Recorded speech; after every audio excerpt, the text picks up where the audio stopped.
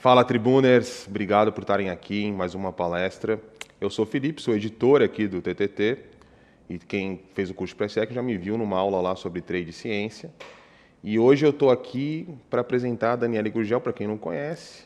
A Dani, ela é neurobióloga, especializada no mercado financeiro, tem um evento muito legal que é o Neurotrading, né? Isso. E ela fala com o operador, né? Operador como nós, pessoa física, mas também com gestores, de fundo, gente com muito dinheiro e que está ali no fio da agulha toda hora, né? E talvez essa seja a palestra mais importante do evento, porque a maioria das pessoas no mercado perdem dinheiro por não conhecer os comportamentos destrutivos que o levam a dizimar bancas e contas em corretores. Então eu vou começar perguntando para a Dani o seguinte: Dani, o setup tem uma característica de ser um método objetivo. Então, eu imagino o seguinte: se eu tenho um operador que quando cruza uma média ele vende ou ele compra, por que, se é tão objetivo, por que ele não consegue fazer? Meu ponto é um comportamento simples, cruzou a média, vende ou compra, por que isso dá tão errado? E dá mesmo. Bem, mas primeiro eu agradeço aqui a estar aqui com vocês. O projeto de vocês está muito legal, o TTT está incrível e eu estou impressionada aí com a iniciativa de vocês. Felipe, eu digo para você o seguinte: sim, os setups, eles, em tese, eles são simples para serem seguidos, mas os operadores não conseguem fazer isso com naturalidade. Primeiro porque o operar, a dinâmica de uma mesa de operações, ela é muito antinatural do ponto de vista neurobiológico. Então, o operador ele vem com toda a bagagem comportamental da nossa espécie, senta numa mesa de operações, onde ele precisaria ter quase que uma inversão, sabe, dos padrões que nós trazemos, dos setups internos que nós trazemos, comportamentais, mas ele não faz isso. Então, o que acontece? Ele é pego de surpresa, os comportamentos eles são automáticos, os comportamentos ele não consegue controlar, inclusive é muito comum o operador dizer: poxa, eu sei o que fazer, mas a minha mão fez diferente. A gente ouve muito isso, né? E é exatamente isso. O operador ele não consegue, por quê? Porque nós temos uma automaticidade padrão, default, né, na linguagem aí computacional, mas operar é muito, muito antinatural para o cérebro humano. Então, não é tão trivial apenas só ter o pensamento de que vamos fazer um setup, vamos executar um setup. Se fosse assim, todo mundo executaria um setup e estaria todo mundo bem feliz. Aí não é verdade. Não é verdade, né? Eu acho que não tem vida fácil mesmo, essa fórmula mágica, né, para ganhar dinheiro. Mas um dos pontos que as pessoas olham um pouco é justamente o comportamento, né? Eu acho que na minha história, pelo menos, uma das coisas que mais me marcaram assim como trader é a questão de uma gíria do mercado, acho que o pessoal que está aqui conhece, que é o mão de alface, né? Então, o que é isso? Você está numa operação, ela vai a seu favor e você não consegue segurar aquela posição até um alvo específico, que tem um payoff bom, está ganhando 2 para 1, 3 para 1, 1,3, não sei, um payoff positivo, você sai antes, e aí na sua média, quando você vai calcular, fazer uma auditoria dos seus trades, isso acaba caindo um pouquinho, né? Da onde vem isso, Dani? Por que existe esse mão de alface? Na verdade, Felipe, atrasar uma recompensa é muito difícil para o cérebro humano, muito difícil mesmo. Você, quando tem um lucro acumulado já, você já está numa posição e ela está na sua direção e você já tem o dinheiro na mão, conseguir gerar um comportamento para vou segurar o papel, vou segurar essa posição para eventualmente ganhar mais, sabendo que aquilo pode retroagir, é muito difícil. É muito difícil porque a recompensa, atrasar a recompensa significa você atrasar um sistema que nós temos de recompensa que é muito forte. Nós temos químicos na nossa biologia que fazem com que nós fiquemos muito excitados com o êxito, com a recompensa. E aquilo, naquele momento, está acontecendo e a pessoa não está conseguindo lidar porque é muito forte, literalmente é muito forte. Outro aspecto também que faz com que as pessoas não consigam fazer isso é porque normalmente está relacionado a prejuízos acumulados. Então, se a pessoa tem prejuízo acumulado, qualquer lucro que chegue, ela quer se apropriar dele e faz todo sentido. Então, normalmente a mão de alface tem uma relação muito direta com o status quo financeiro da pessoa naquele momento ali. Fora isso, a questão da recompensa, do atrasar a recompensa, que não é trivial para a nossa biologia. Faz total sentido, né? E eu estava pensando, realmente, você vai ter um dia ruim, uma semana ruim, Aí, como começa a ter o ganho, acho que o alfaçamento, para a gente brincar, que fica maior, né? Você começa a querer fechar antes, que tem tudo a ver com não conseguir segurar aquela posição pelas perdas e também porque é antinatural, né? A gente quer ter a recompensa na hora, a gente quer ter o doce na hora, acho que Sim, é isso que você quis, né? Eu acho que exatamente. é desse lugar, né? Na verdade, essa crise de recompensa, esse pensamento sobre a recompensa e o nosso sistema, né, que na linguagem mais científica, o nosso sistema dopaminérgico, eu acho que estaria até na origem do subprime. O subprime, na verdade, foi realmente resultado disso, se nós olharmos sobre uma ótica biológica, já que as pessoas eram instadas a tem a sua casa agora, mas no futuro os juros vai subir, no futuro distante você vai ter um problema, mas agora você vai usufruir disso. É muito difícil você ir contra isso e pensar num futuro que ainda está muito distante. O cérebro não sabe precificar o tempo dessa forma, até porque esse conceito de tempo é uma criação que o cérebro faz, né? Na verdade, é quase que é um processo cognitivo que ele faz para a gente ter essa percepção aí de tempo. Então, é bem complexo. Eu achei bem interessante, né? O subprime linkado ao sistema dopaminérgico, é Dopaminérgico, isso? exatamente. É bem legal. Mas se nós pensarmos assim, dermos um zoom out assim, né, nós podemos fazer esse tracejado e faz sentido. Cabe uma tese de doutorado sobre isso. Acho que seria bem interessante a gente pensar nisso. Mas você me falou, me lembrou também um outro aspecto aqui, que talvez tenha a ver com o subprime também, que é a esperança do mercado voltar. Aquele trader que tira o stop, falou, tá bom, eu não vou fechar agora, eu vou esperar, porque daqui a meia hora vai voltar e eu vou ganhar. E aí perde-se tudo, né? Tem aquele dia horroroso, né? Aquela tragédia. E isso tem a ver com o quê? É com essa questão parecido com o subprime individual, o que é outra coisa? Não, não. Na verdade, isso eu consideraria que tem a ver com a arquitetura da memória, porque a memória ela tem várias características, e várias características da arquitetura dela definem muitos vieses comportamentais e heurísticas também. Heurísticas são, na verdade, atalhos que o cérebro usa para poder tomar uma decisão mais rápido. Então, por exemplo, quando você olha um preço que você entende, você olha para aquele preço, independente de você raciocinar sobre ele, mas no caso do pregão, do operador, ele está raciocinando sobre ele. Ele olhou o preço e falou assim, não, vai voltar. Não precisaria nem fazer isso. Ele é como se ele estivesse fazendo um ancoramento, né? O termo usado pela psicologia comportamental, pela economia comportamental é esse, que é, uma vez que eu ancorei um preço, na verdade, o marketing usa muito isso, né, também, quando ele mostra um preço para você mais caro, um preço mais barato, ele ancorou você. Então, o ancoramento faz com que sejam gerados comportamentos automáticos na direção daquilo ali.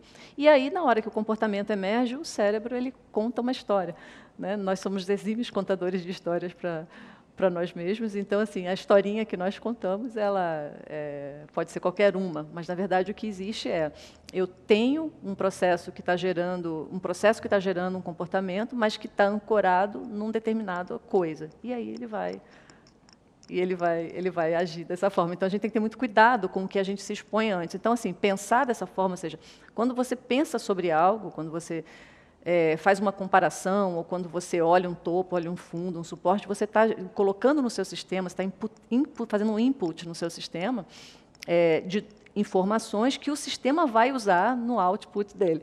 Ele vai pegar aquilo que você se expôs, que você viu, e vai gerar um comportamento baseado naquilo. Então, a arquitetura da memória ela define muitos aspectos comportamentais. É interessante entender, é importante entender isso, mas é mais importante ter estratégias para bypassar isso, né? Para dar um bypass nisso.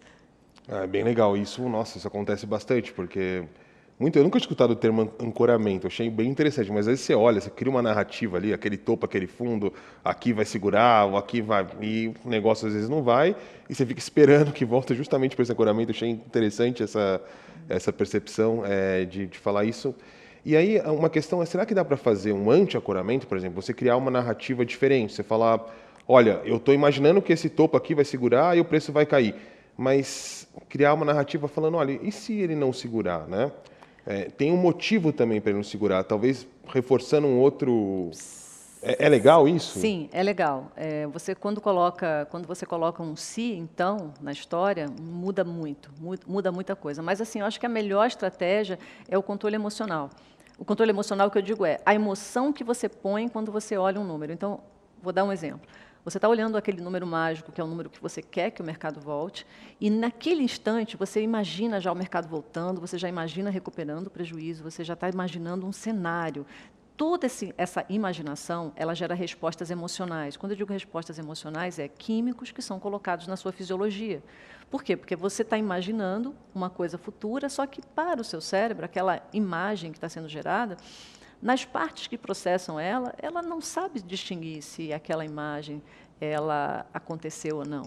Você construiu aquela imagem, então aquilo gera emoção para você, coloca inclusive dopamina no sistema. Uma vez que você emocionou, o sistema ele fica mais forte. Então, a forma de você contornar as coisas, sem dúvida, é você monitorando primordialmente a sua fisiologia, ou seja, se eu estou percebendo que está acontecendo uma excitação, que eu estou percebendo que assim, que eu quero muito algo, que você já sabe, se você tiver um preparo, que aquilo vai ter maior impacto comportamental. Então, a estratégia é monitorar isso, monitorar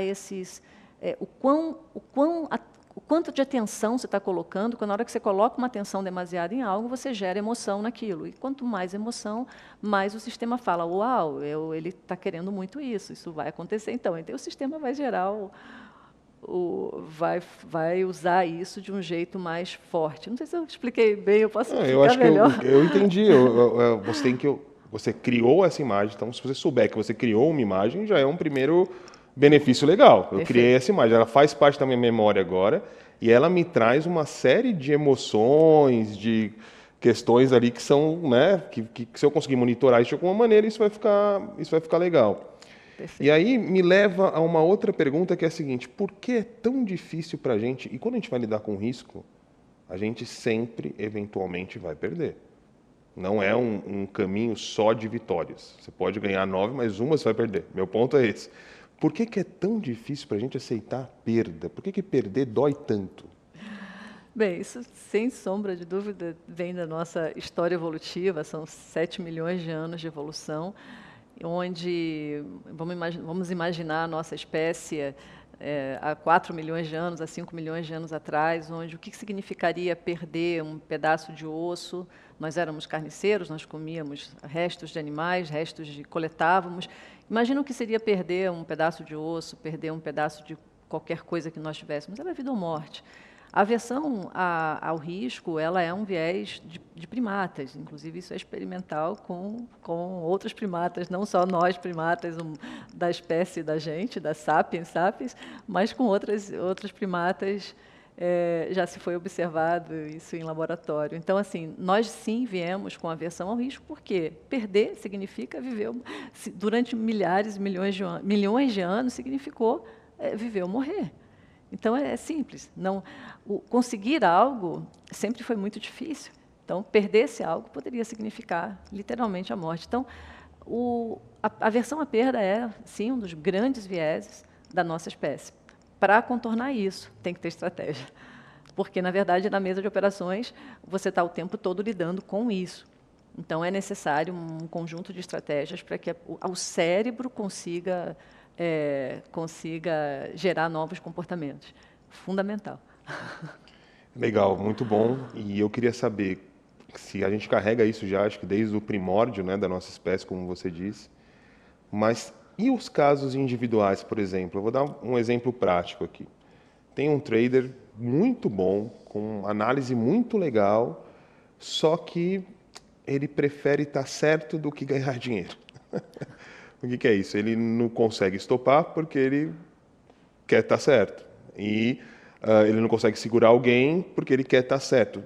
E isso ele disse que veio depois que ele fez terapia, de um pai muito impositivo, que queria dar, né, muito autoritário, digamos assim, e reforçou esse. Então, meu ponto é, comportamentos assim são comuns. Essa história individual que a gente carrega de cada um, da família, não sei o quê, também vem para a mesa no mercado ali, na hora de operar, para clicar ou não? Felipe, a resposta é um sonoro sim enorme. Na verdade, o trader, ele opera exatamente como ele é. E quando ele muda na mesa de operações, ele muda na vida também. Então, o que a pessoa traz comportamentos, ela traz os comportamentos da vida dela, aquilo que ela se expôs mais. Então, no caso da pessoa que tem a necessidade de estar certo, provavelmente ele se expôs a muita crítica, se expôs a fatores do ambiente dele que forçaram ele, ou pelo menos assim impuseram esse tipo de pensamento recorrente. Na mesa de operações isso é fatal. É fatal. E, na verdade, a pessoa desavisada, ela vem para a mesa de operações com aquele pensamento de que existe o certo. Mas só na cabeça de uma pessoa não preparada que ela vai fazer uma formatação de uma ideia como essa, ou seja, de que existe uma forma certa de se operar. Porque a premissa do mercado, a premissa de um bom operador é aceitar praticamente com todas as forças que ele tem, que o mercado é imprevisível, que nenhuma análise do passado vai fazer previsão do futuro. Só que a pessoa, quando compra, às vezes, um determinado curso, quando ela vai, às vezes, para um determinado tipo de treinamento, é muito anormal ela aceitar o quê? Espera aí, eu vou botar meu dinheiro numa coisa que não tem ciência por trás, o que eu não vou poder prever. Então, ela se apoia na hipótese de que eu posso olhar uma coisa que aconteceu e que essa coisa vai se repetir e que isso é líquido e certo. Mas isso é uma grande falácia. É uma falácia enorme e, na verdade, a desconstrução disso é absolutamente necessária. Se não houver essa desconstrução, ela, com certeza, não vai performar. Então, assim, isso é a base do pensamento de que há um certo. Porque, na verdade, assim, se você não tem um certo, não existe o errado. Então, é simples assim. Mas a pessoa tem que se convencer disso. E quando ela aterrissa no mercado financeiro, é justamente o contrário, né? Ela se apoia justamente naquela ideia de que existe previsibilidade. Inclusive, ela acha fácil, né? Porque quando você analisa um gráfico, ou você analisa até mesmo um book do que está acontecendo naquele instante, você fala, pô, uau, é só isso? Então, vamos fazer, né? Mas é isso, a resposta é sim, a pessoa é influenciada pelas questões que ela experienciou na vida, sim. Ela, se mudar na mesa de operações sobre isso, ela também vai mudar na vida dela. E a questão é que no mercado não tem certo nem errado, não existe certo, né? O que existe é uma imprevisibilidade enorme. Aceitar a imprevisibilidade é a maturidade máxima, né, de um operador. E aí tudo muda na cabeça. Isso é muito importante, né? Nenhuma análise de mercado, por melhor que ela seja, pode utilizar princípios científicos, ela nunca vai ter 100% de certeza. Isso não existe. Senão, não teria risco, né? Você teria uma fórmula mágica e o mercado nem existiria, se a gente for pensar de uma maneira mais clara sobre isso também. E aí, Dani, a gente está chegando no fim aqui, eu queria fazer uma pergunta para você. E depois que você dissesse aonde o pessoal pode te encontrar nas redes aí, seguir o conteúdo que você faz. A pergunta é a seguinte, você disse que quando você muda no mercado, também se muda na vida. Então, trazer um bom hábito para a sua operação, acordar mais cedo, fazer um esporte, fazer algum, não sei, para aumentar o seu grau de concentração, é algo que é um reforço positivo, é algo que pode ajudar o trade. E, finalizando, agradecendo demais a presença aqui por hoje. Felipe, a resposta é outro sonoro, sim, sim, e daria uma explicação assim super grande também, voltando para a memória. Existe toda uma explicação baseada na arquitetura da memória para justificar essa resposta do porquê nós temos que inicializar o nosso dia da forma correta. E é fundamental essa inicialização do dia, os primeiros momentos que você está ali, né? Ou seja, a primeira hora do seu dia. Fundamental, tem que ser uma coisa orientada, dirigida, intencional. Não é simplesmente só. Tem toda uma estratégia para essa inicialização.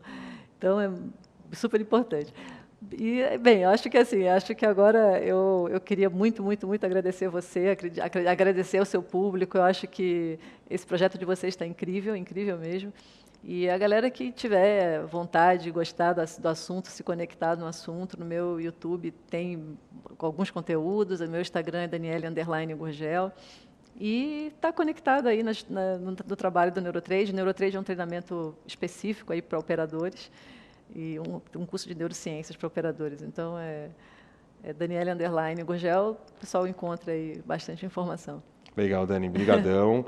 A gente vai deixar aqui para todo mundo o Instagram da Dani, as redes também. O Neurotrade é muito legal conhecer o conteúdo. O gestor grande faz o curso, então é importante vocês conhecerem, porque pode ser uma mudança de vida também, tá bom? Gente, brigadão pelo tempo de vocês, espero que tenha servido para melhorar seu trade. Obrigado, tamo junto.